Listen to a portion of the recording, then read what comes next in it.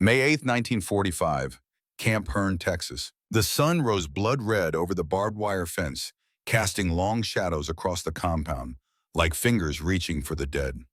24 Japanese women knelt in the Texas dust, their heads bowed, their hands clasped their lips, moving in silent prayer. They were praying for death. And their American captors had other plans. Plans involving bacon scrambled eggs and the most dangerous weapon in the United States military arsenal. Kindness. Kyo Yamamoto was 25 years old. Her uniform hung torn and stained with 3 weeks of accumulated dirt, sweat, and fear. She led the morning prayer, her voice cracked with dehydration as she recited the words she had memorized in basic training. Words about honor, words about duty, words about the mercy of a swift death over the dishonor of capture. Around her, 23 other women knelt in formation. Their bodies were skeletal frames wrapped in the tattered remnants of Imperial Japanese military uniforms. They were nurses, clerks, communication officers. Once they had been proud soldiers of the Emperor. Now they were something else. Something their propaganda had told them was worse than death itself. American prisoners of war. None of them knew that in exactly 47 minutes, a Texas ranch boy would serve them breakfast, and nothing would ever be the same. The compound was a small section of Camp Hearn surrounded by its own fence within a fence. Beyond the barbed wire, Kyo could hear the sounds of the larger camp. Men laughing, music playing, the clatter of dishes and the rumble of truck engines. The smell of cooking food drifted on the morning breeze, making her empty stomach twist with hunger so intense it was painful. They had been here for 3 days. For 48 of those hours, they had received nothing. No food, no water, no explanation. Just the relentless Texas sun and the constant presence of American guards who patrolled the perimeter but never entered their compound. Kyo understood what this meant. The Americans were letting them weaken, letting them starve, waiting for the right moment to begin the torture their propaganda had promised. Every Japanese soldier knew the stories.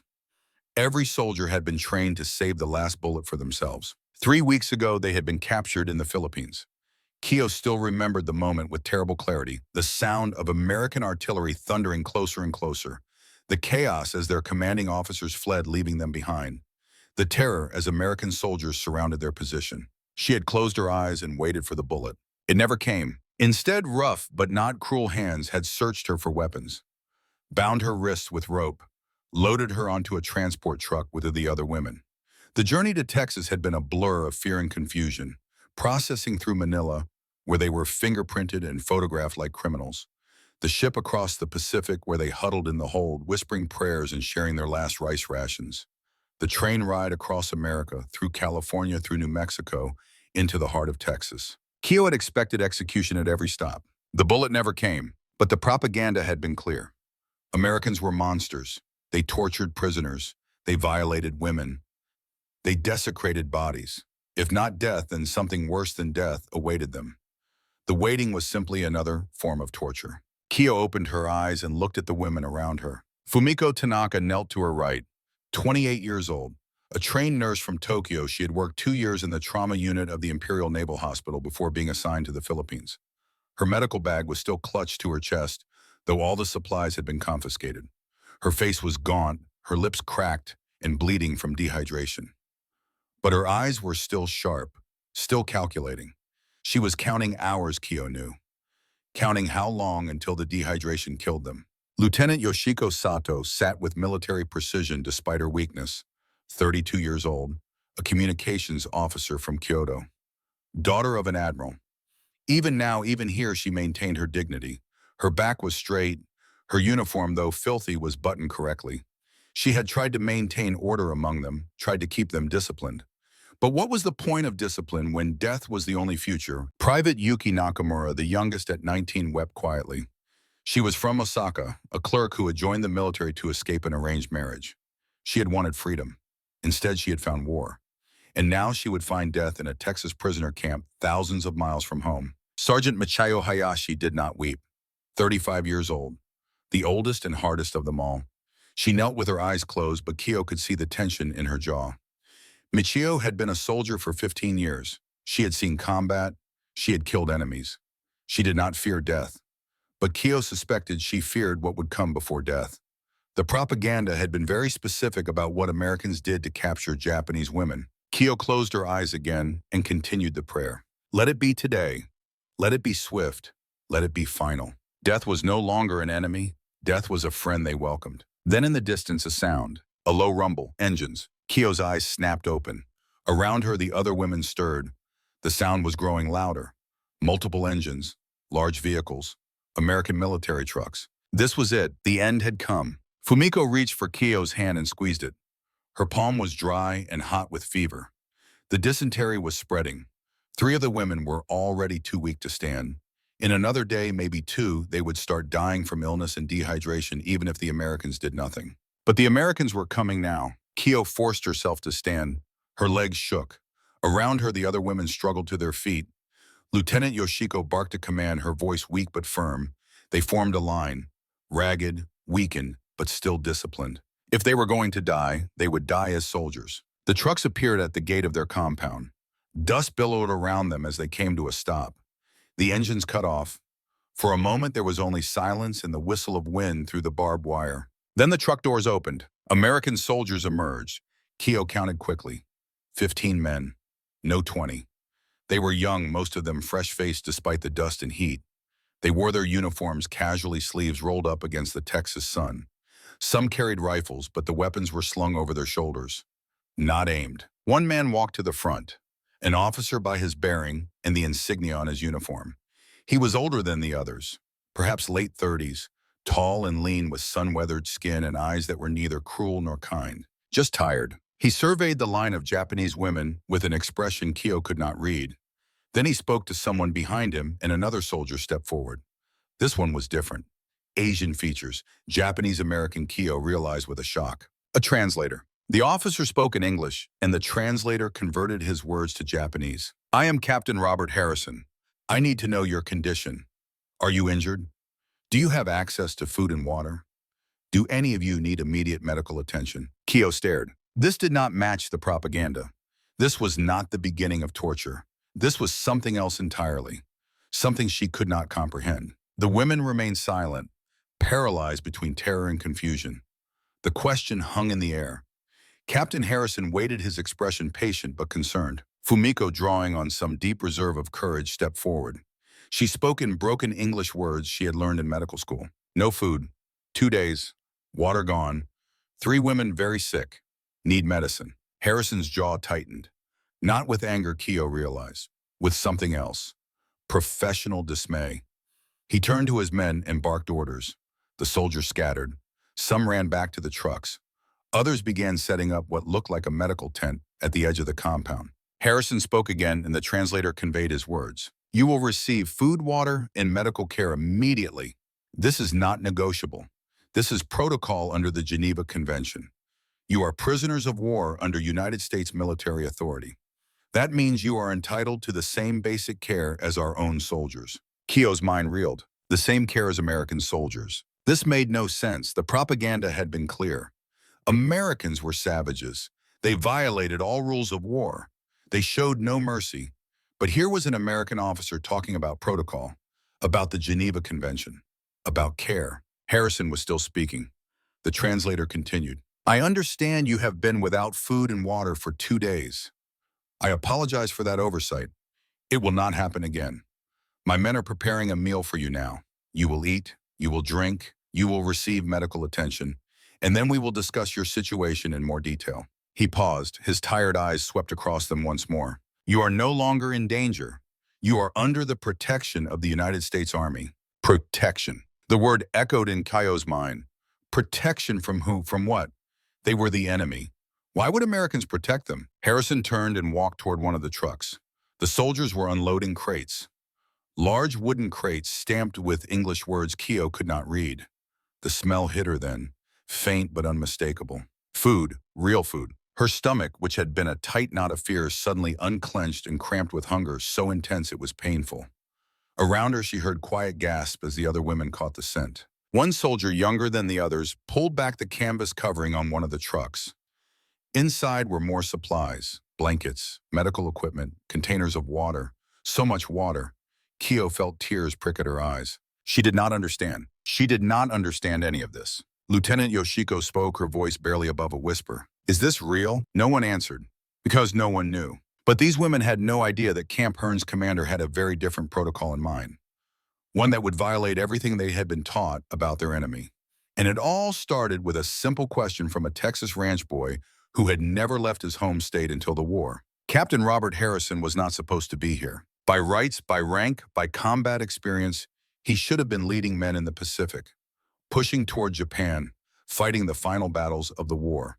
He had volunteered for combat command 3 times. 3 times he had been denied. The reason sat in his breast pocket, a small oval locket containing a photograph of a 7-year-old girl with pigtails and a gap-toothed smile. Sarah Harrison, his daughter, dead at Pearl Harbor, December 7th, 1941. She had been at the Naval Hospital that morning. Not as a patient, Sarah had been visiting with her mother, bringing cookies to the wounded sailors. When the bombs fell, chaos had erupted. In the confusion, a piece of shrapnel from a secondary explosion had torn through the hospital wing. Sarah, his bright, laughing, impossible. Sarah had died instantly. The official letter had called her a civilian casualty. The newspapers had called her a victim of Japanese aggression. But Harrison knew what she really was. She was gone, and 4 years later, that wound had not healed. It had scarred over, hard and tight, but it had not healed. So when the opportunity came to volunteer for prisoner of war duty at Camp Hearn, Harrison had taken it. Not because he wanted to, because he needed to understand, needed to see the enemy up close, needed to know if the hatred he carried was justified or if it would consume him entirely. What he had not expected was to be assigned Japanese prisoners. Camp Hearn housed primarily German and Italian POWs, over 4,000 of them. The Japanese prisoners were rare, uncommon. Most Japanese soldiers chose death over capture. These 24 women were an anomaly. Female Japanese military personnel captured alive. The Pentagon had sent them to Texas for processing, unsure what to do with them. Harrison's orders were simple: house them, feed them, prepare them for eventual repatriation to Japan. Simple orders. But standing here now, looking at these skeletal women who had been left without food or water due to an administrative oversight, Harrison felt the weight of something far more complex. His father's voice echoed in his memory. They had been standing on the ranch outside Houston watching a wild Mustang that had been caught and corralled. Harrison had been 12 years old. Son, his father had said, when you catch a wild horse, you got 2 choices. Break it with violence or earn its trust with consistency. Violent way is faster. Trust way builds something that lasts. Young Harrison had asked, what if it is an enemy? His father had looked at him with those steady rancher's eyes. Enemy or not, if you are the one in power, you are the one being judged. Treat them right and you prove who you are. Treat them wrong and you prove they were right about you. Harrison pulled out the locket and opened it. Sarah's face smiled up at him. She had wanted to be a nurse. Even at 7, she had known. She used to bandage her dolls, pretend to give them medicine, sing to them when they were hurt. She would have been 11 now, almost 12. She would have been here probably, trying to help, trying to heal. What the military records showed, what Harrison had learned only months after her death, was that on the morning of the attack, the hospital staff had brought in a wounded Japanese pilot, one of the first casualties of the battle, shot down early in the attack. Sarah had tried to help him. The nurses said she did not know he was the enemy. She just saw someone bleeding. She was 7 years old and she tried to bandage a Japanese pilot's wounds while bombs fell around her. She died in that hospital wing, not knowing that the man she tried to save was part of the force that would kill her. Harrison closed the locket and returned it to his pocket. The question was this: could he look at these enemy soldiers and see past his daughter's death? Could he be the man his father raised him to be? Could he honor Sarah's memory by being better than his hatred? He turned to his second-in-command, First Lieutenant Tom Bradley. Get them food, water, and medical care immediately. I want a full medical evaluation of all 24 women within the hour. Anyone critically ill gets transported to the base hospital. Bradley, a competent soldier from Dallas, nodded. Yes, sir. Sir, some of the men are asking about security protocols. Harrison glanced at the line of Japanese women. They stood in the sun, swaying slightly with exhaustion, watching the American activity with expressions that mix fear and confusion. What security protocols? Look at them, Lieutenant. They can barely stand. Post guards at the perimeter if it makes the men feel better. But those women are not going anywhere. Bradley hesitated. Sir, Sergeant Tucker has expressed concerns about providing full rations to enemy prisoners. Harrison's jaw tightened. Bill Tucker, Alabama native, good soldier, hard worker. But he carried his own wounds from the Pacific. His entire platoon had been killed at Guadalcanal. Tucker had survived by luck and had been reassigned stateside due to psychological trauma. Tell Sergeant Tucker that the Geneva Convention is not optional. We treat prisoners according to international law. Period. Yes, sir. Harrison watched Bradley walk away, then turned his attention back to the women. The medical tent was going up quickly. His medics were efficient. Captain Henry Crawford, the chief medical officer, was already examining the three women who appeared most ill. Harrison's eyes found one woman in particular, the one who had stepped forward to speak. The nurse, Fumiko, she had said her name was. She stood with her arms crossed over her medical bag, watching the American activity with sharp analytical eyes. Even weakened, even starving, she was assessing, calculating, trying to understand. Harrison recognized that look. He had seen it in the mirror for 4 years. The look of someone trying to make sense of senseless violence. Private James Williams was going to cook for the enemy. The realization sat in his stomach like a stone as he stood in the camp kitchen, staring at the supplies his commanding officer had ordered him to prepare. Bacon, eggs, bread, coffee, enough for 24 people, 24 Japanese soldiers, 24 enemies. James was 21 years old. He was from Fort Worth, the son of a family that had built a small barbecue restaurant on the north side through decades of hard work. His father grilled brisket. His mother made the sides. His older brother, Roberto Williams, had worked the register and charmed the customers with his easy smile and quick jokes. Roberto was dead now. 2 months ago, Iwo Jima, a Japanese machine gun nest had torn through his unit. Roberto had died on a beach thousands of miles from the Fort Worth stockyards, bleeding out in volcanic sand while calling for his mother. The telegram had arrived on a Tuesday. James had been working at the restaurant prepping for the lunch rush. His mother had opened the telegram at the register. The sound she made, a wail of pure animal grief, still echoed in James's nightmares. His father had closed the restaurant for a week. They had held a memorial service. Half of Fort Worth had come. Roberto had been popular, beloved. Everyone had a Roberto story. Everyone had been touched by his warmth. And then James had tried to enlist for combat duty, tried to volunteer for the Pacific Theater, tried to get himself sent to Japan to kill the people who had killed his brother. His commanding officer had denied the request, had seen the rage in James's eyes and known it would get him killed. Instead, James had been assigned to Camp Hearn, kitchen duty, cooking for prisoners of war, usually German prisoners, occasionally Italian, men who seemed almost relieved to be captured, men who ate American food with gratitude and worked on local farms during the day and played soccer in the evening. Men who had not killed Roberto. But now, Japanese prisoners. Women, yes, but still Japanese. Still the enemy. Still the people responsible for the telegram that had broken his mother's heart. Captain Harrison's order had been clear.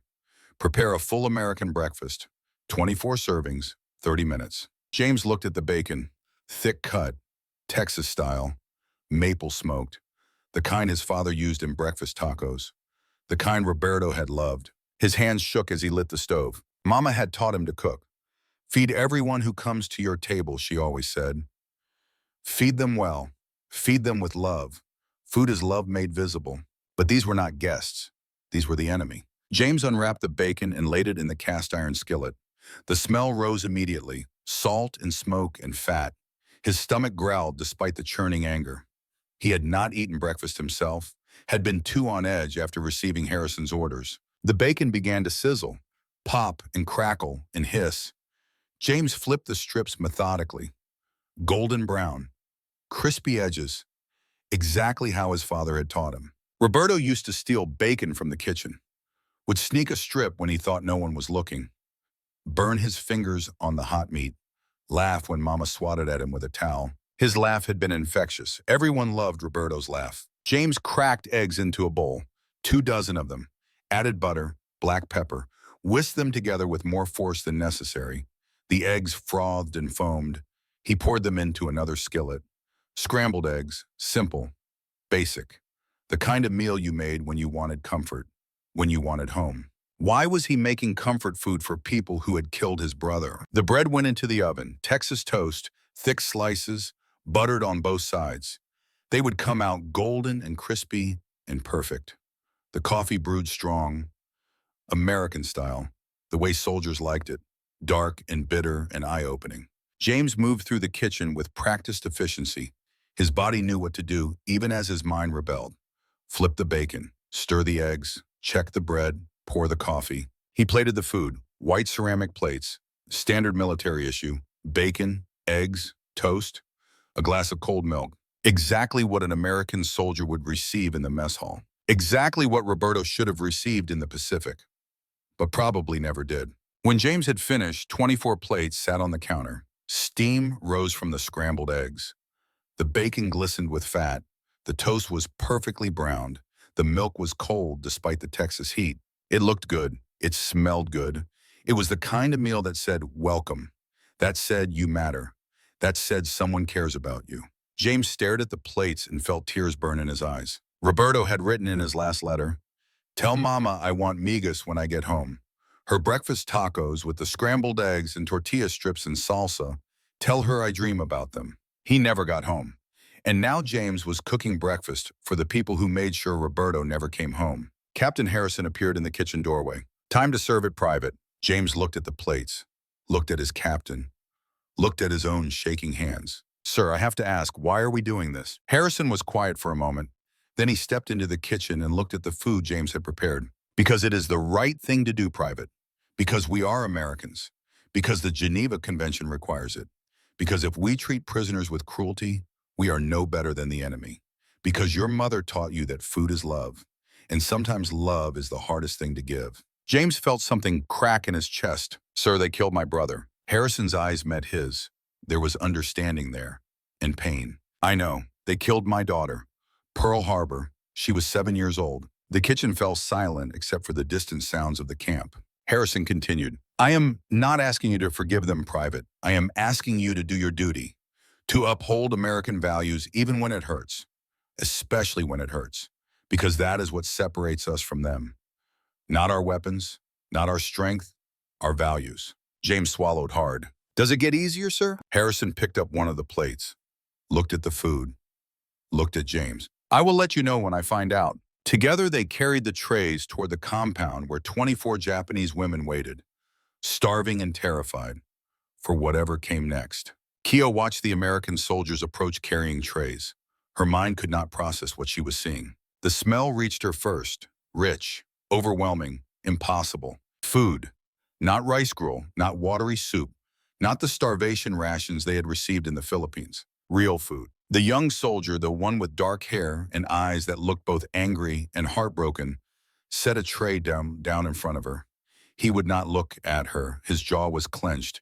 His hands shook slightly. But the food was there. Kyo stared at the plate. Strips of meat crispy and glistening. Yellow mounds of something soft. Thick pieces of toasted bread. A glass of white liquid. Steam rose from it all. Captain Harrison spoke through the translator. "This is bacon, eggs, toast, milk, coffee. Standard American military breakfast rations. You will eat. This is not negotiable." Around her, the other women were receiving plates.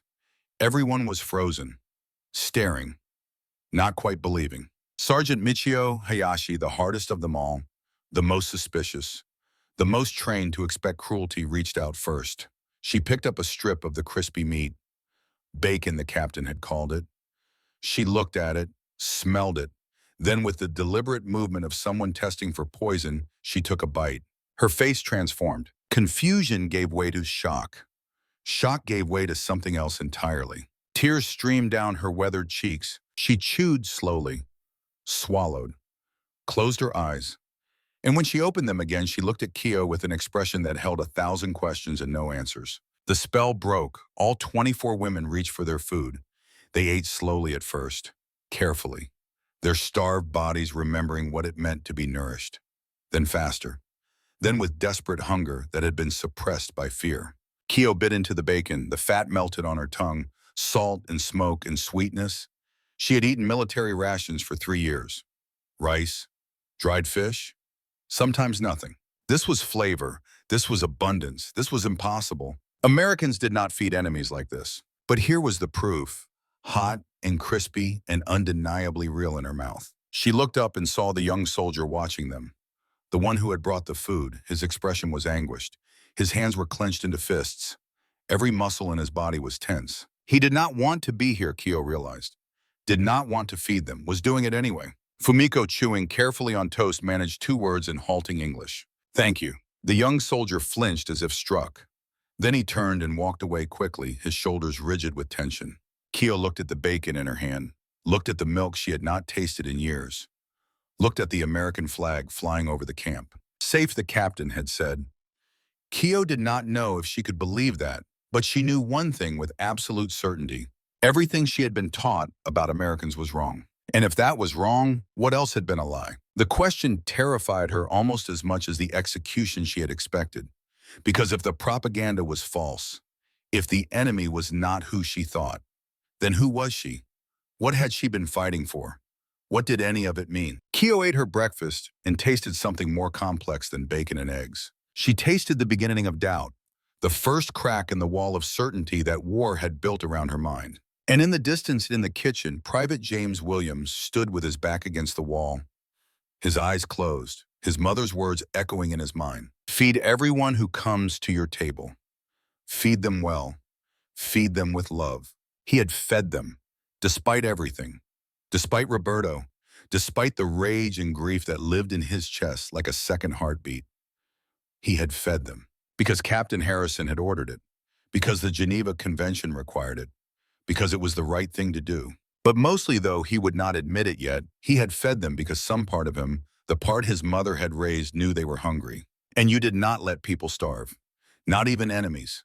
Not even the people who killed your brother. That was what it meant to be American. That was what it meant to be human. And in that Texas kitchen, in that moment of profound moral confusion, Private James Williams began to understand something his brother had written in one of his letters. Something Roberto had said about the Japanese soldiers he fought. They are the enemy, but they are also just men far from home. And that is the tragedy. Not that we fight, but that we must fight people who in another life might have been friends. The bacon cooled on the counter. The sun climbed higher in the Texas sky. And 24 Japanese women sat in the dust eating American food, beginning the long, difficult journey from enemy to human. The war was ending. Everyone could feel it. Germany had surrendered 3 days ago. Japan was alone now, isolated, defeated in everything but official declaration. But here at Camp Hearn, in this small compound in the Texas Hill Country, a different kind of war was just beginning. Not a war of bullets and bombs, a war of understanding, a war against propaganda and hatred and the lies that nations tell their soldiers to make killing easier. It was a war that would be won one breakfast at a time. But not everyone at Camp Hearn was ready for transformation. In the shadows beyond the mess hall, Sergeant Bill Tucker watched the Japanese women eat American food. Watched them smile. Watched them talk with American soldiers as if this were normal. As if they had not killed thousands of American boys. His hands clenched into fists. His jaw ached from grinding his teeth. This was wrong. All of it was wrong. And he was going to do something about it. Nah. The days that followed transformed Camp Hearn in ways no one had anticipated. The 24 Japanese women given food and water and medical care began to recover their strength. But something else was recovering too. Something more fragile and more powerful than physical health. Their humanity. Day 2 began with another breakfast. Private Williams prepared the meal with the same conflicted efficiency. Bacon, eggs, toast. His hands no longer shook quite as much, though his jaw remained tight. Captain Harrison supervised his presence, a silent reminder that this was duty, not choice. But after breakfast, something new happened. Captain Henry Crawford, the camp's chief medical officer, set up a proper medical tent. He was 32 years old, a graduate of Baylor Medical School in Dallas. He had seen more trauma in 3 years of war than most doctors saw in a lifetime. He had patched soldiers on battlefields, performed surgery in mud-filled trenches, held dying men as they called for mothers who would never hear them. He was good at his job, professional, detached when necessary. But when he walked into the medical tent that morning and found Fumiko Tanaka waiting for him, something in his professional detachment cracked. She stood beside the examination table where one of the sick women lay. Her medical bag was open. Inside, Crawford could see surgical tools, basic instruments but well-maintained, organized with the precision of someone who knew exactly how to use them. Fumiko spoke in careful, accented English. This woman has severe dehydration and dysentery. She needs intravenous fluids. Saline solution, also antibiotics if you have them. Sulfanilamide would be best. Crawford stared at her. Then he looked at the sick woman. Fumiko had already begun a preliminary examination. checked pulse, examined eyes and mouth, palpated the abdomen with practiced hands. "You are a doctor," Crawford said. It was not a question. "Nurse, trained surgeon, Imperial Naval Hospital, Tokyo, 2 years trauma unit." Crawford felt his assumptions shifting. This was not just a prisoner, this was a colleague. Someone who had stood where he had stood, done what he had done, seen what he had seen. He moved to the supply cabinet and pulled out an IV kit. "I need to insert a line. Can you assist?" Fumiko nodded. She moved with the efficiency of medical training, cleaned the injection site, found the vein on her first attempt, secured the needle with tape while Crawford connected the saline bag. They worked in silence for several minutes. The sick woman's breathing eased as the fluids began to flow. Crawford checked her vital signs and made notes on a chart. "You are very skilled," he said finally. Fumiko looked at her hands. "You learn quickly in war, or people die." Crawford understood that. He had learned the same way. Trial by fire. Mistakes that haunted you. Successes you barely had time to celebrate before the next emergency arrived. "Why did you become a doctor?" he asked. Fumiko considered the question. "To save lives, you same reason." The words hung between them.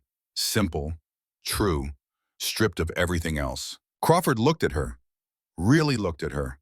Not as an enemy, not as a prisoner, as a fellow physician who had chosen healing in a world committed to destruction. "I have 2 more patients who need examination," he said.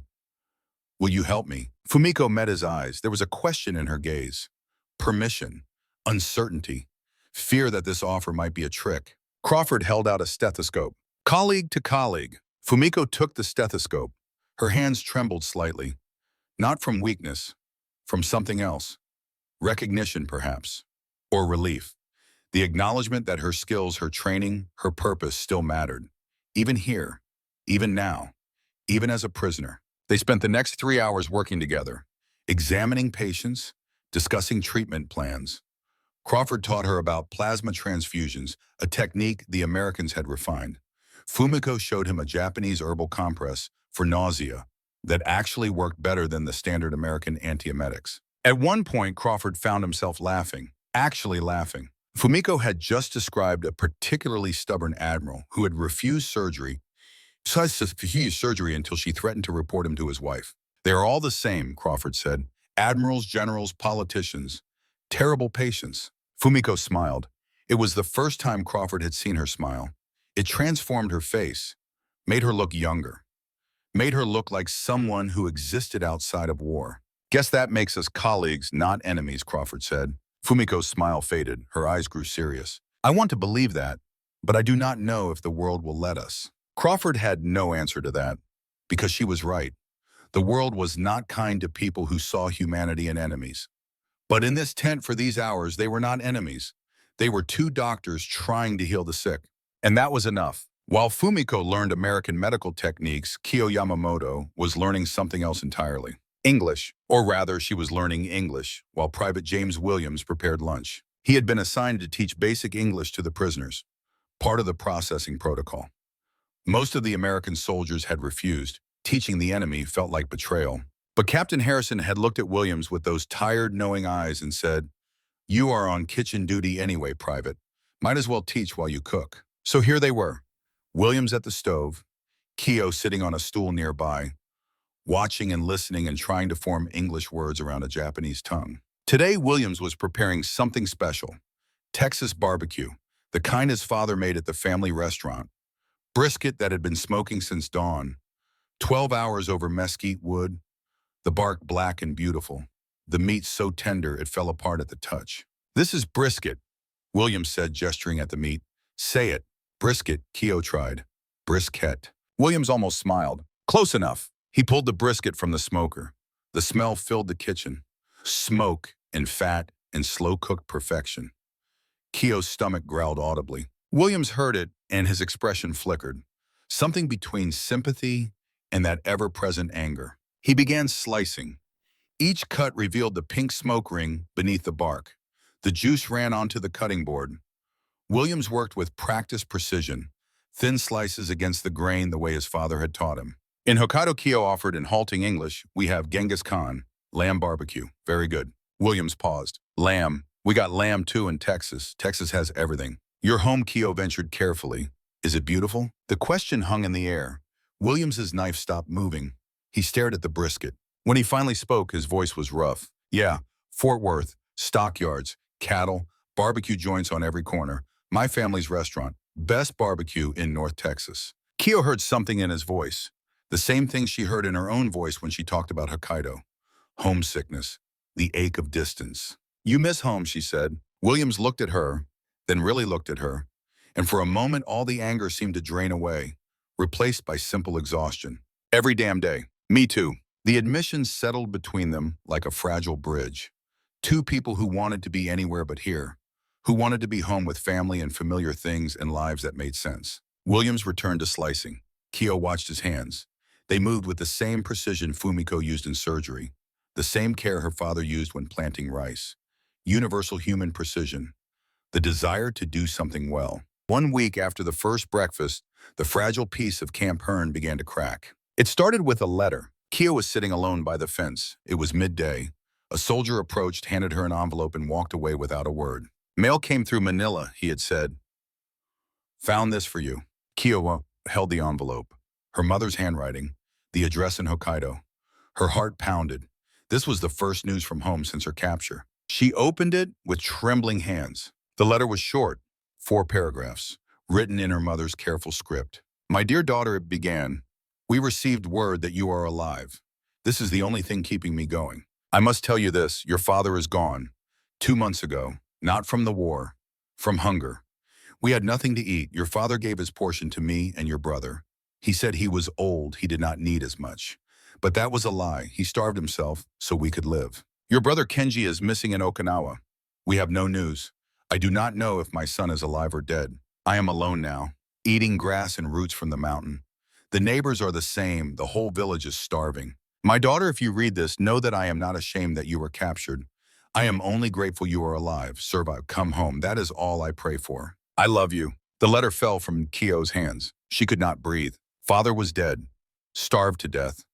Mother was alone, eating grass. Brother missing, probably dead. And she was eating bacon, eating brisket, eating eggs and toast and drinking cold milk. While her family starved, the nausea came suddenly. Keo ran behind the latrine building, vomited everything she had eaten that morning. Vomited until there was nothing left.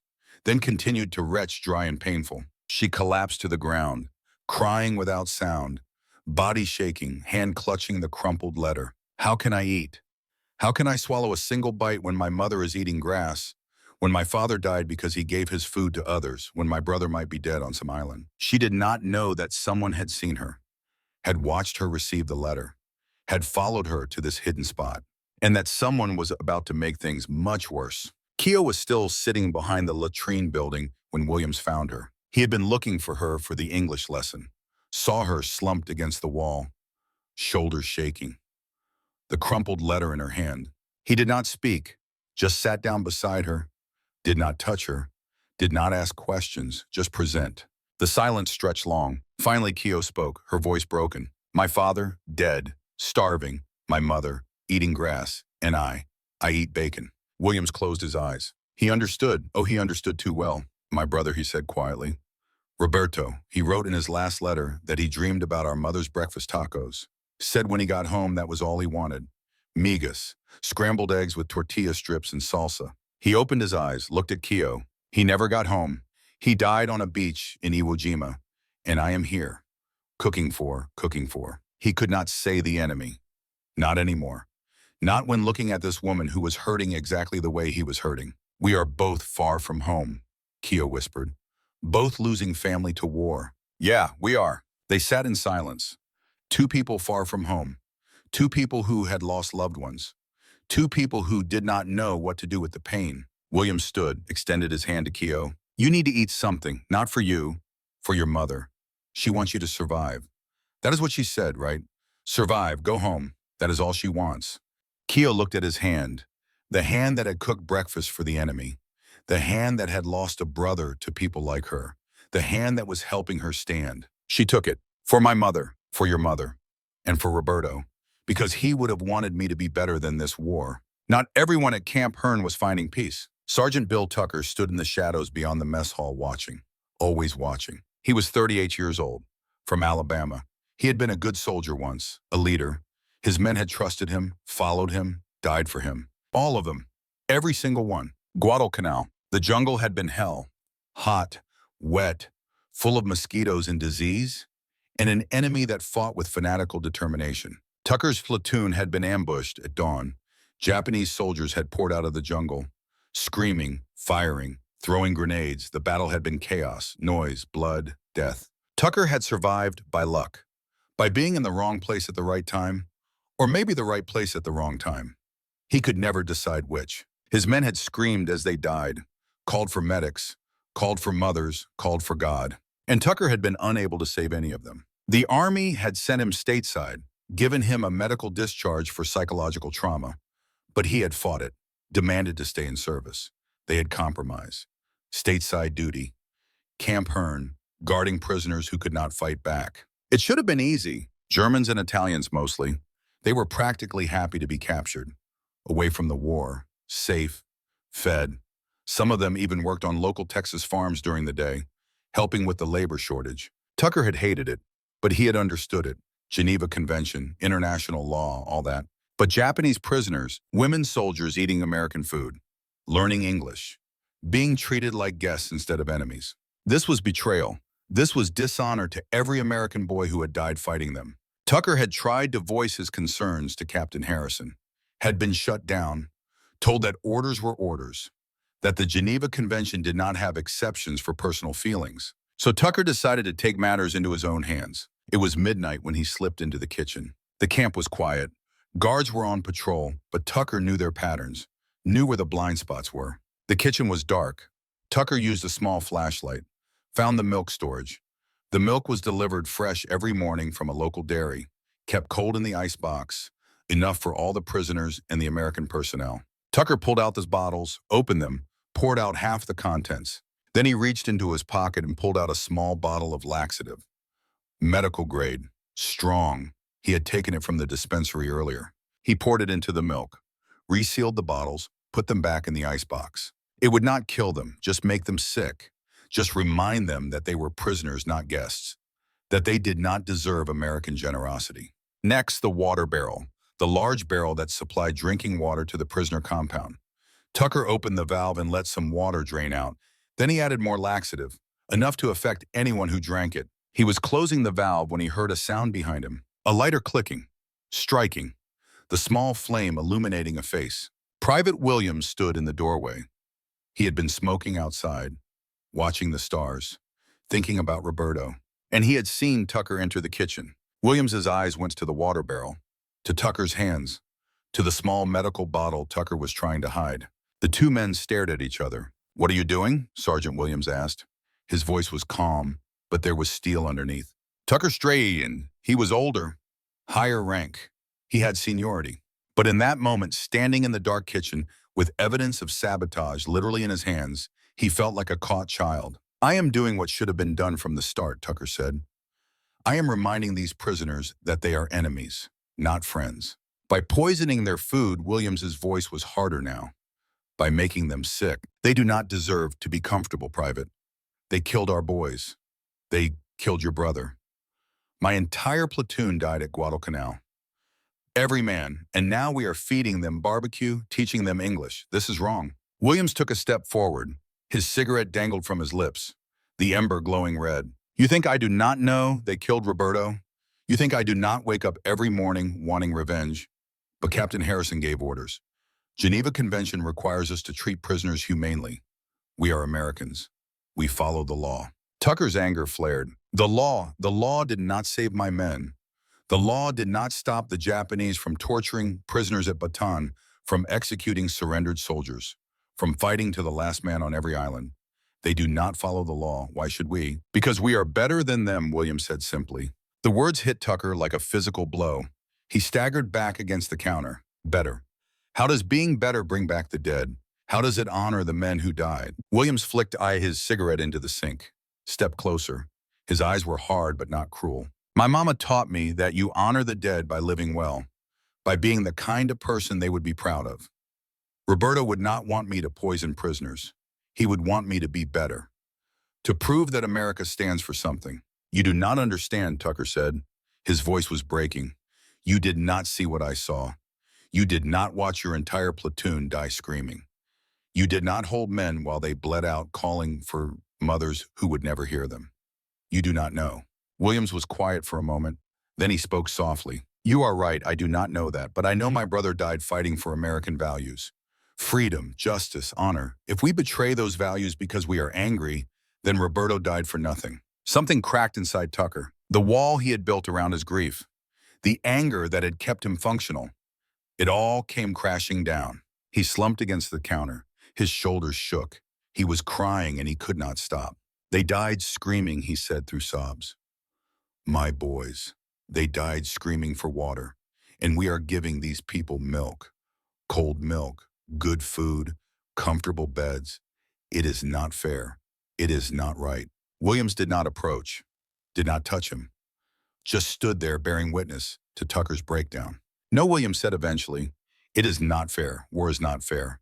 Death is not fair. But making prisoners sick does not honor your men. It just makes us cruel. And we are better than that, even when it hurts, especially when it hurts. Tucker wiped his face, looked at the young private, saw something in Williams's eyes that he recognized. Grief, fresh and raw.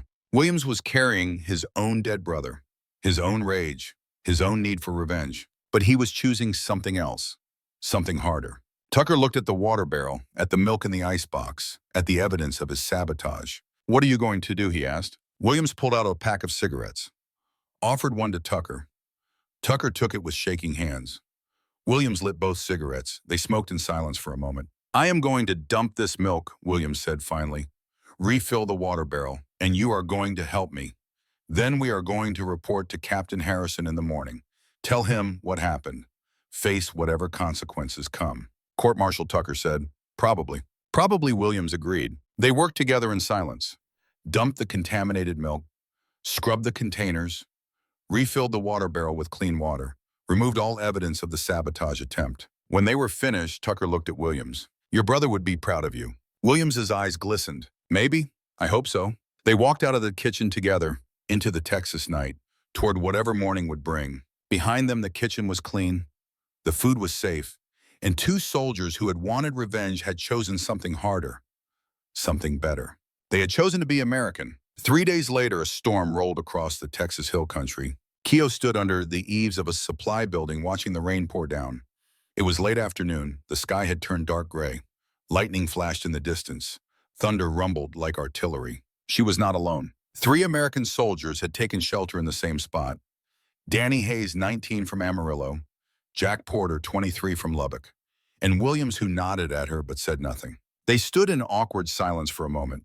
The rain created a wall of sound, loud enough that conversation required raised voices, private enough that no one could overhear. Jack pulled out a pack of cigarettes, offered them around. Danny took one. Williams took one. After a moment's hesitation, Jack offered the pack to Keogh. She took one. She had not smoked in weeks, not since before capture. But right now, standing in the rain with 3 American soldiers, it felt like the right thing to do. Jack lit all 4 cigarettes with a battered Zippo lighter. They smoked in silence, watching the rain. Well, Jack said finally, this is something. Never thought I would be smoking with the enemy. Keogh looked at him. Her English was improving. She understood most of what he said now. I was clerk, she said carefully. File papers. Never shoot anyone. Danny laughed, not cruelly, just surprised. I worked at a drugstore, soda fountain. Never shot anyone either, until last year. The admission hung in the air. Danny was a killer now, had been forced to become one, just like all of them had been forced to become things they never wanted to be. Williams spoke quietly. My brother loved rain, said it reminded him of Texas. Keogh looked at him. The pain in his voice was obvious even through the language barrier. Your brother, she said carefully. Is he gone? Williams nodded. Iwo Jima. 2 months ago. Keogh felt her throat tighten. I am sorry. War is a terrible thing. My brother also soldier. Okinawa. I do not know if he is alive. They looked at each other. 2 people who had lost brothers to the same war, who might in another life have been friends, who might have shared cigarettes and complained about rain and talked about home.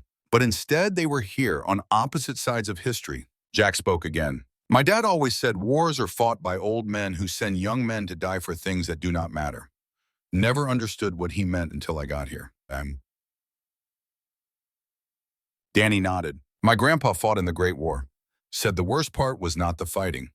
It was realizing the Germans were just like us, just boys who wanted to go home. Said that knowledge made killing them harder, made surviving them harder too. Keo listened, tried to understand. These were American soldiers, the enemy, the monsters from propaganda. But they were talking about killing as a burden, about survival as something complicated, about the enemy as human. It was everything she had been taught was wrong about Americans, and it was clearly true. The rain continued to pour. Lightning flashed closer now.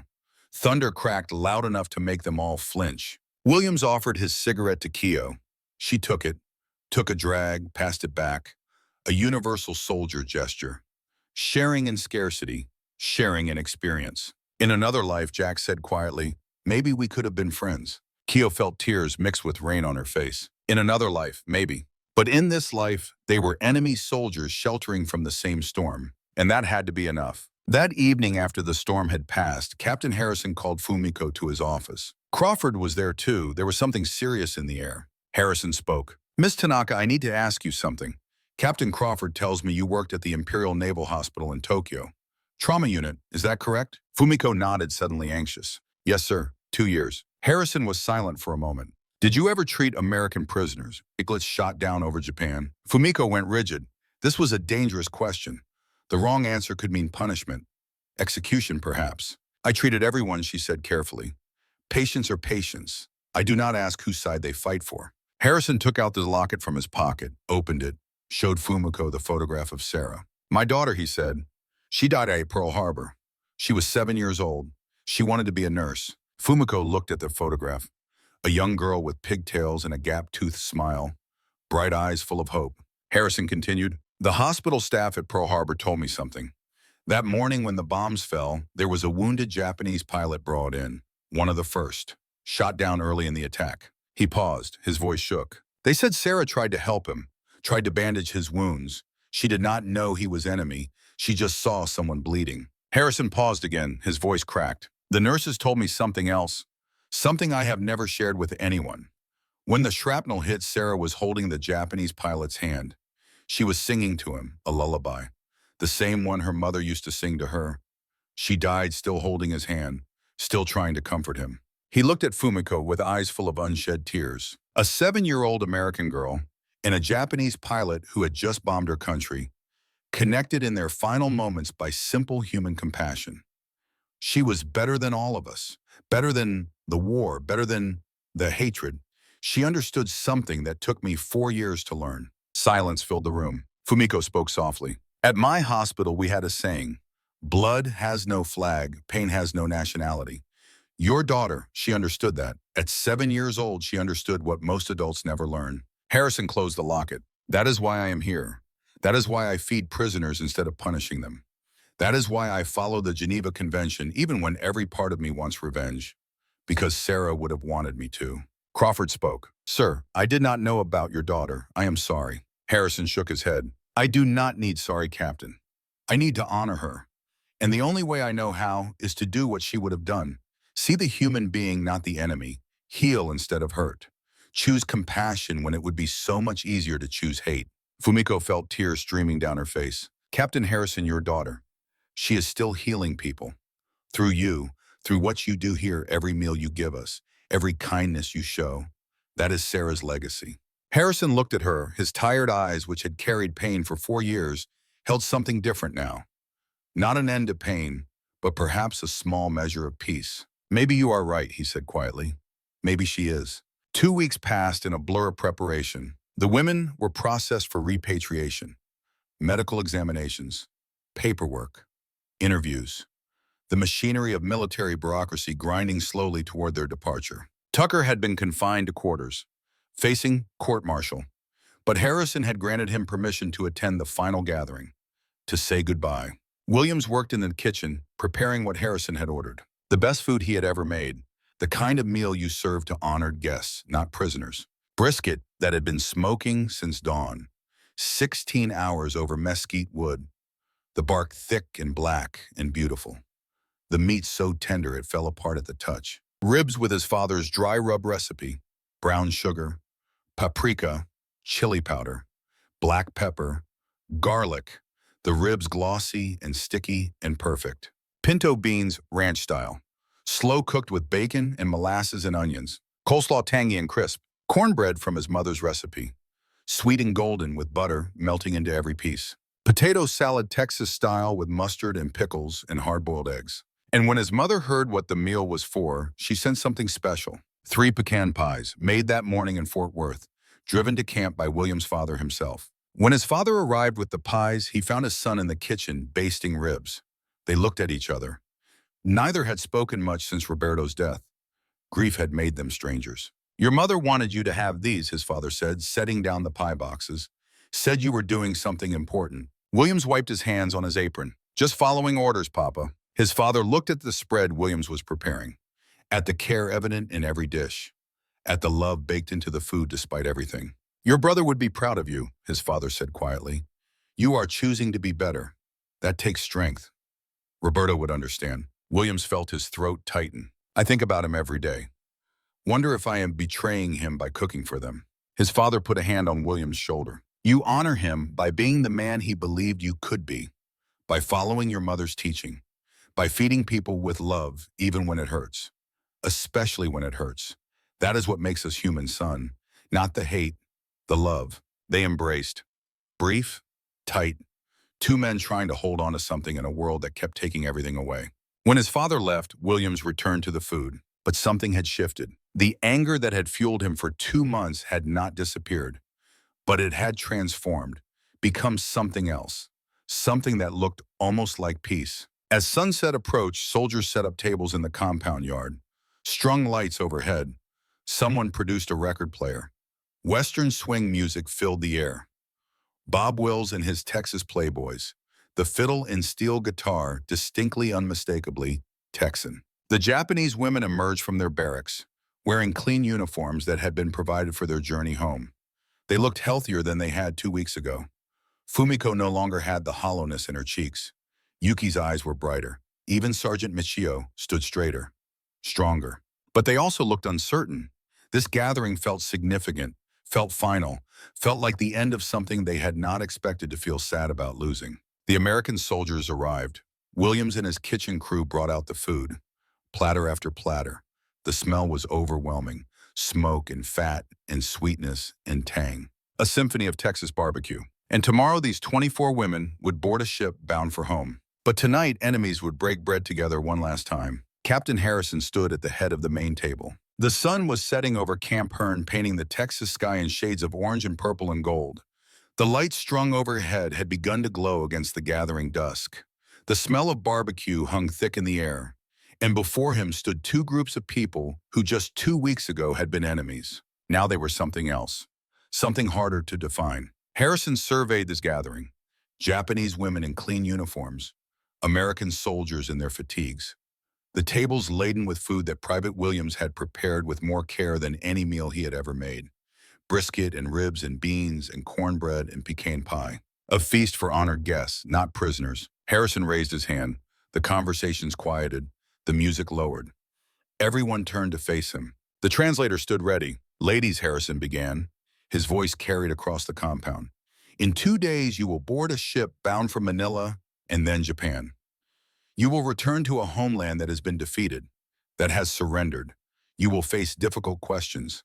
People will judge you for surviving, for being captured, for learning to see Americans as human." He paused. Let the weight of those words settle over the gathering. "I want you to understand something. What happened here was not charity. It was not even kindness, really. It was us being who we are supposed to be. Americans treat prisoners of war according to the rules because that is who we are. Not because you earned it, because we value human dignity, even in war, especially in war." Harrison's voice grew stronger. "You deserve this treatment because you are human beings, not because you stopped being Japanese, not because you became American, because you are human, and humanity transcends nationality." He looked at each face, Japanese and American, young and old, enemy and friend, and everything in between. "When people tell you Americans are monsters, remember the breakfast we brought you. Remember Captain Crawford treating your sick. Remember Private Williams teaching you English over barbecue. Remember Corporal Hayes making you laugh with card tricks. Remember that we saw you not as enemies, but as people. The women listened in silence. Some were crying. Kyo clutched Fumiko's hand, tears streaming down her face. Harrison continued, and I want you to know that you taught us something too. You taught us that the enemy is only enemy until you break bread with them. That hatred is learned and can be unlearned. That our values mean nothing if we only apply them to people who look like us, or think like us, or fight on our side. He paused again. His eyes found Private Williams standing near the food tables. Found Sergeant Tucker standing apart from the others, his face haunted but present. Found Captain Crawford standing beside Fumiko. So thank you for surviving, for giving us the chance to prove ourselves, for showing us that peace is possible even after war. Take that lesson home. Share it. Maybe someday it will matter. The silence that followed was profound. Then Lieutenant Yoshiko Sato stood. She bowed deeply. The Japanese bow of deepest respect. Her body bent at the waist, her eyes to the ground, her hands at her sides. Around her, all 24 women stood and bowed together. A wave of bent bodies, a gesture that transcended language. When they straightened, Yoshiko spoke in English, halting but clear. Thank you for treating us like human, for showing us America is not monster from propaganda. We will remember. Always. Harrison nodded. The moment hung suspended between two worlds, between war and peace, between hatred and understanding. Then someone started the music again. The spell broke. Soldiers and prisoners moved toward the food. Williams served the brisket himself, sliced it thin, placed it on plates with beans and coleslaw and cornbread. Watched as the women tasted Texas barbecue one last time. Kyo approached him. Her plate was full. Her eyes were bright with tears. Thank you, she said in careful English, for teaching me, for cooking with love, even when hurt. Williams felt his own eyes burning. You are welcome. And I am sorry about the anger. You lost brother. Anger is natural, but you chose kindness. That is strength. She reached into her pocket and pulled out a small piece of paper. On it, she had written something in both Japanese and English. This is my family address in Hokkaido, she said. If war ends and world is better, maybe you visit, I cook Genghis Khan for you. You teach me more barbecue. Williams took the paper. His hands were shaking. Maybe I will. Maybe when things are different. They looked at each other. Two people who had lost brothers to the same war, who had found something unexpected in a Texas prisoner camp. Not friendship, not yet, but the possibility of it. The recognition that in another world, another time, they could have been friends. In another part of the gathering, Captain Crawford found Fumiko near the medical tent. She was looking at the equipment, at the space where they had worked together, where they had saved lives without asking which flag those lives fought under. Miss Tanaka, Crawford said, I wanted to give you something. He handed her an envelope. Inside was a letter of recommendation, typed on official military stationery, sealed and signed. This is a recommendation for medical school, for any program in Japan or America. It documents your skills, your training, your dedication.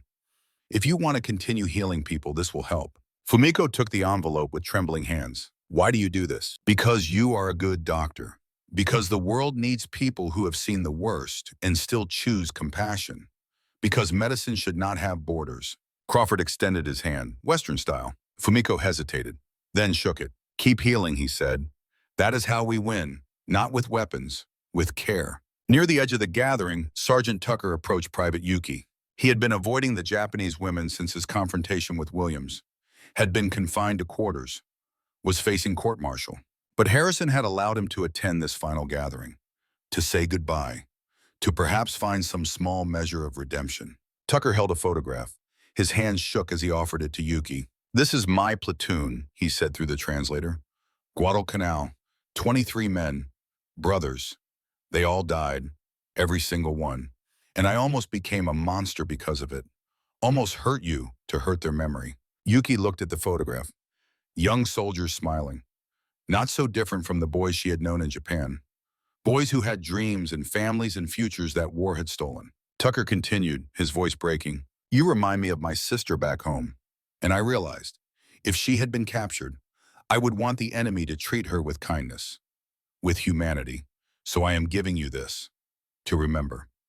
That Americans can be better than I was, that we can choose compassion, even when it hurts. Yuki took the photograph carefully, like it was made of glass. I am sorry for your brothers. I am sorry for all brothers lost in war. I will keep this. I will remember. That hate can become compassion. Tucker nodded, could not speak, could only nod and step away before he broke down completely. The party continued into the night. Someone taught the Japanese women to two-step dance. Awkward at first, then with more confidence. Laughter filled the air. Real laughter. The kind that comes when people stop being enemies and start being human. Williams brought out the pecan pies, cut them into generous slices. The women had never tasted pecan pie. The sweetness, the richness, the buttery crust and caramelized pecans. It was revelation. Keo closed her eyes as she ate. When she opened them, Williams was watching. "Texas is delicious," she said. Williams laughed. First time he had really laughed since Roberto died. "Yeah, it really is." Stories were shared, addresses exchanged, promises made to write. Though everyone knew most would never be kept. The world was too broken, the distance too vast. But in that moment, in that Texas night under stars that looked the same in Japan and America, the promises felt real. And that was enough. 2 days later, early morning, the buses came to take them to the train station. From there to California. Then ships to Manila. Then home. To a Japan that had surrendered and would never be the same. Keo was the last to board the bus. She turned at the door, looked back at Camp Hearn, at the barbed wire fence that had held her prisoner, at the buildings where she had expected to die, at the Americans who had given her life instead. Captain Harrison stood at attention. Beside him stood Williams. Crawford. Tucker awaiting court-martial but granted permission to say goodbye. Hayes. All the soldiers who had shown her that enemies could become human. Keo raised her hand. Western-style wave. Harrison returned it, a small gesture, but it carried weight. Then she boarded the bus. The door closed, the engine started, and 24 Japanese women left Texas carrying a story no one would quite believe. But it was true, all of it. The breakfast, the barbecue, the kindness, the transformation. The proof that humanity could survive even the worst that war could offer. It was true, and it would echo forward through time in ways none of them could imagine. Years passed. The war ended. The world rebuilt itself slowly, painfully. Japan transformed from enemy to ally. America transformed from warrior to peacekeeper. Though imperfectly, incompletely. And the women of Camp Hearn carried their lessons into new lives. 前940东京, Fumiko Tanaka opened a clinic for trauma survivors. She used Captain Crawford's letter of recommendation to gain accreditation. Her clinic treated veterans, both Japanese and American. She made no distinction. Trauma was trauma. Healing was healing. On her desk, she kept a photograph. The medical staff of Camp Hearn. Crawford had sent it to her with a note. "Still saving lives. Hope the world needs your gifts." She was. It did. The clinic grew, became a model for trauma treatment. Fumiko trained other doctors in her methods. Methods that recognized that war wounded everyone. That healing required seeing the human beneath the soldier. 1952, Fort Worth, Texas. Keo Yamamoto stepped off a bus in the Stockyards district. She carried one suitcase and an envelope full of carefully saved money. She had worked in Japan for 7 years, saved every yen, applied for a student visa, come to America to study culinary arts, and to find Private Williams. His family restaurant was not hard to locate. Everyone in the Stockyards knew Williams' BBQ. Keo stood outside for 10 minutes, gathering courage. Then she pushed open the door. The smell hit her immediately. Brisket, mesquite smoke, exactly as she remembered. Williams stood at the counter. He had filled out some, lost the haunted look he had carried in 1945. He looked up when she entered. For a moment, he did not recognize her. Then his eyes widened. "Miss Yamamoto Keo." Keo smiled. "I promised to visit, to learn more barbecue." Williams laughed. That same real laugh she had heard once at Camp Hearn. He came around the counter, shook her hand, then impulsively hugged her. "Welcome to Texas, really welcome this time." Keo worked at the restaurant while studying. She learned American cooking, taught Japanese techniques. Williams's mother adored her, taught her family recipes, learned Keo's Hokkaido dishes in return. By 1955, Keo was a partner in the restaurant. By 1960, they had added a Japanese fusion menu.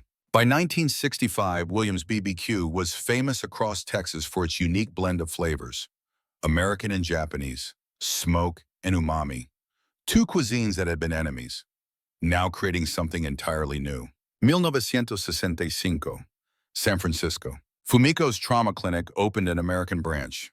She worked with the Veterans Administration, treated American soldiers returning from Korea and now Vietnam, treated them with the same care Captain Crawford had shown her 20 years earlier. At the opening ceremony Crawford attended, he was older now, gray-haired, but his eyes were the same, kind, professional, dedicated. They shook hands, then embraced. "Still saving lives," he said. "Still learning from the best," she replied. 1970, Camp Hearn, Texas. Lieutenant Yoshiko Sato returned for the dedication of a historical marker. She was 55 now. Her husband had survived the war. They had rebuilt their lives in Japan. She had worked in U.S.-Japan cultural relations, spent 25 years building bridges between former enemies. Her daughter accompanied her, 25 years old, beautiful, confident, working for the American Embassy in Tokyo. Captain Harrison attended the ceremony. He was 63, retired, living on his family ranch outside Houston. But when he received the invitation, he knew he had to come. Yoshiko and Harrison stood before the historical marker together. It read simply, Camp Hearn, POW Camp 1943 to 1945, where enemies became human. Simple words, but they contain multitudes. Captain Harrison, Yoshiko said. Her English was perfect now. "You saved my life." Harrison shook his head. "Ma'am, you saved mine too. You reminded me why we fight, not to destroy, but to preserve humanity." They embraced. Two old soldiers who had found peace. 前九百75, Tokyo Historical Society. Private Yuki Nakamura, now Yuki Tanaka, teacher and historian, gave a lecture to university students. She was 49, had spent 30 years teaching. Her specialty was World War II history, particularly the stories that did not fit the simple narratives. She stood before a classroom of young Japanese students and told them about Camp Hearn, about expecting death and receiving breakfast, about American soldiers who followed rules even when angry, about Captain Harrison and Private Williams and the lesson they taught. "Always seek truth," she told her students. "Propaganda creates enemies. Truth creates understanding." The Americans I met were not monsters. They were humans trying to be better. Learn from that. She still kept the photograph Sergeant Tucker had given her. 23 young American soldiers smiling in the jungle, weeks before they all died. She showed it to her students as evidence that hate could transform into compassion, that even those most broken by war could choose healing. The lecture was recorded, transcribed, published. It became required reading in Japanese schools, a counter-narrative to the simple story of villains and heroes. Because the truth was never simple, it was complex, painful, beautiful, human. 1985, Austin, Texas. The University of Texas acquired a collection of World War II documents. Among them were the personal papers of Captain Robert Harrison.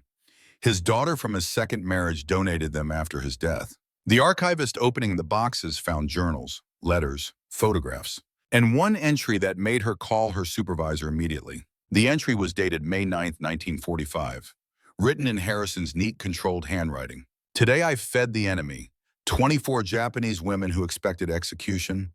I gave them bacon and eggs instead. Some of my men asked why. I told them it is protocol, but that is not the whole truth.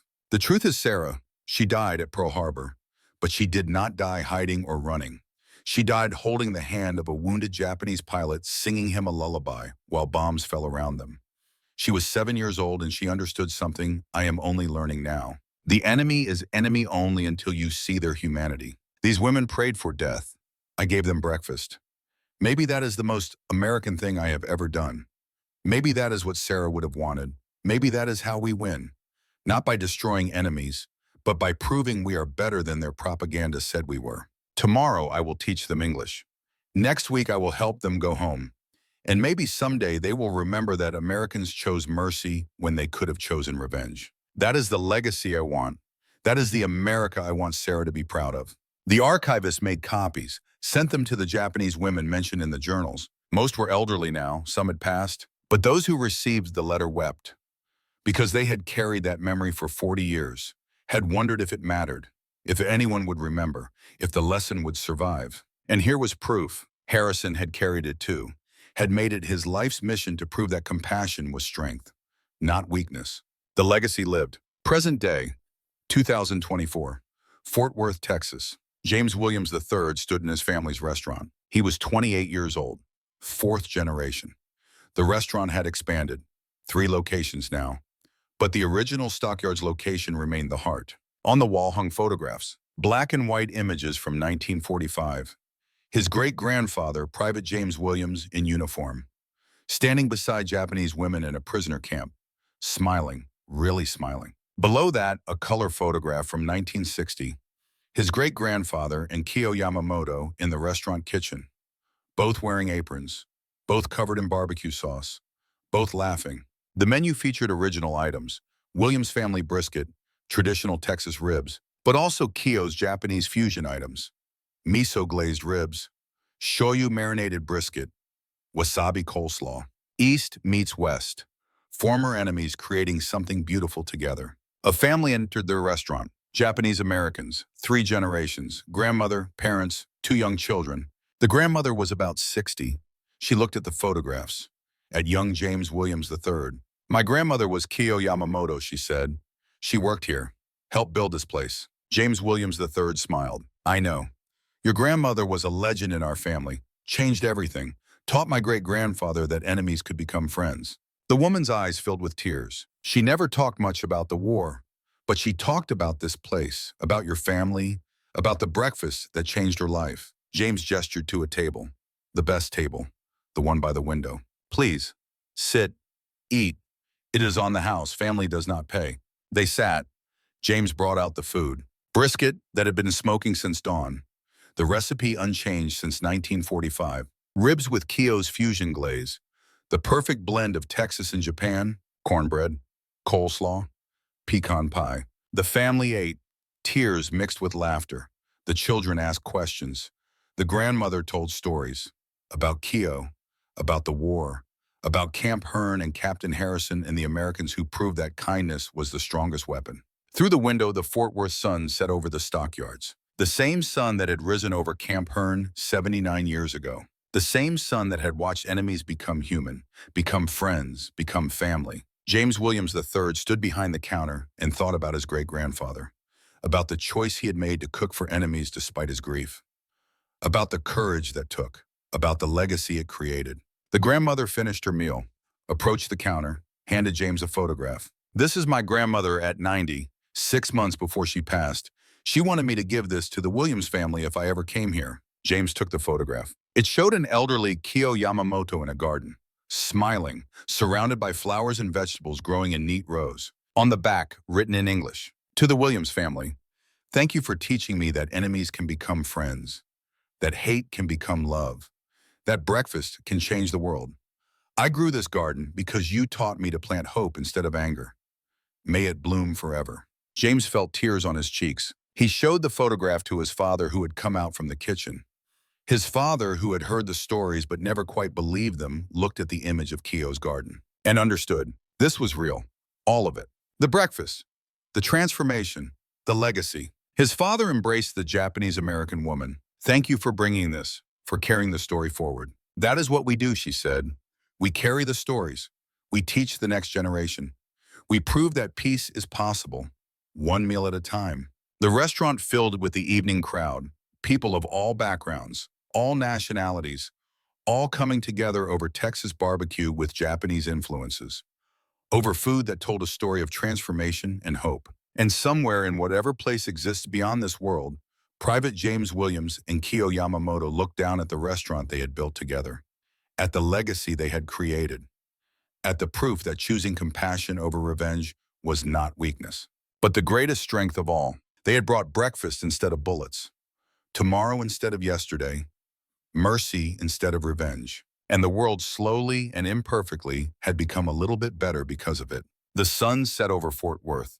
The lights of the restaurant glowed warm against the gathering darkness.